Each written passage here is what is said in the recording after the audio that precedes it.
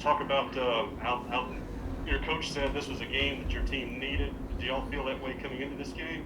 Yeah, we lost four in a row, so our back was against the wall, and we was rock bottom. So when we rock bottom, on the one way we can go is up. So we just kept fighting and got these dubs tonight.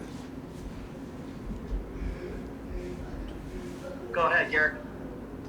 DJ, what have you noticed from Derek Fountain in particular from when you saw him first coming in the first couple practices to where he is now playing in the rotation? How much better has he gotten, and kind of just how have you seen his growth kind of coming together here?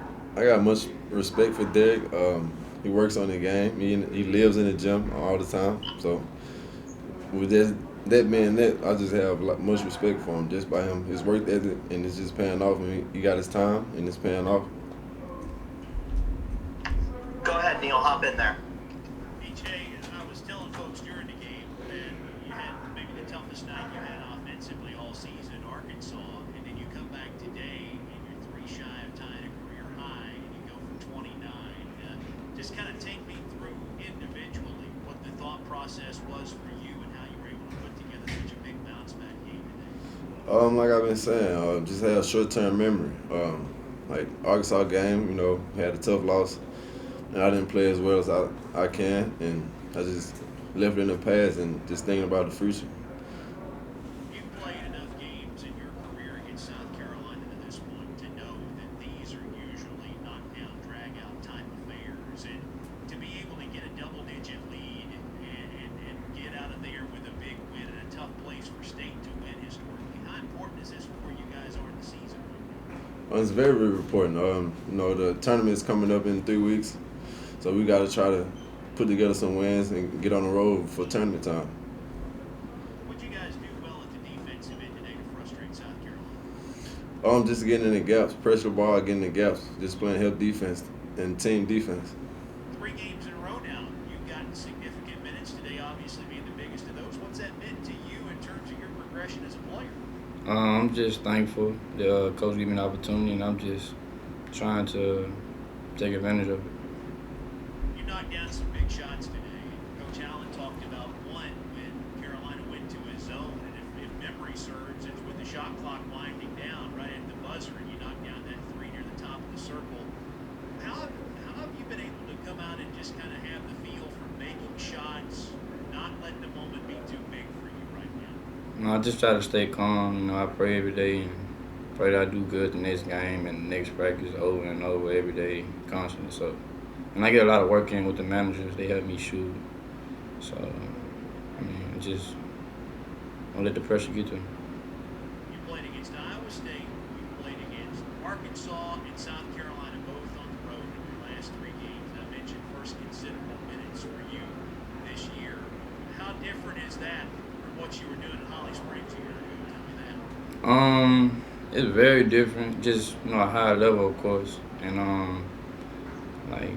it was a little more nervous. But after after I scored, and got known to, no pressure.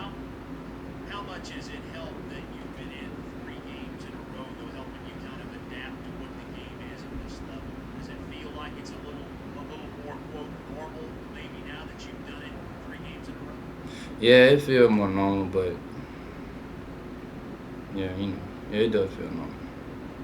Well, hey, it looks good, regardless of whether it feels normal or not. It looks pretty good for you last 3 games. Congratulations Thank you. on today, and I'll let these other guys talk to you. Okay. All right, we'll start the media portion with Garrett. Garrett, go ahead. Hey, Derek.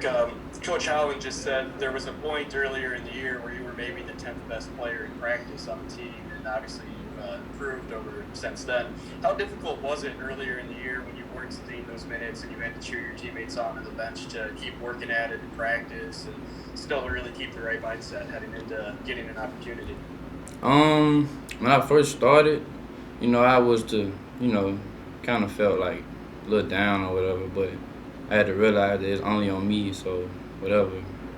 If I wanted playing time, I knew I had to do more, had to work more, improve more. So after that, I just had a couple talks with the coaches, and they just let me know, stay ready. Like Derek Zimmerman, George Brooks, they always told me to just stay ready. And when my time comes, just be prepared and you ready to play. Garrett, did you have a follow-up? Joel just put one in. Perfect. Go ahead. Go to him. Derek, you mentioned the coaches kind of supporting you and pushing you along as you kind of made these improvements the last few weeks. Just curious, which guys on the team have been there for you to kind of give you a word of advice or whatever? Because some of these guys that went all that long ago, they were in your shoes trying to crack the lineup and things. Just curious, who's kind of pushed you along and been there for you on that end. Of course, DJ Stewart, yeah, of course. And I ask questions. I'm not afraid to ask questions. So it go from all the upperclassmen, as in Tolu, DJ, Abdul, Jalen Johnson for sure. And and Javion Davis. They all tell me, like, they've been in my shoes and stuff. It's going to get better.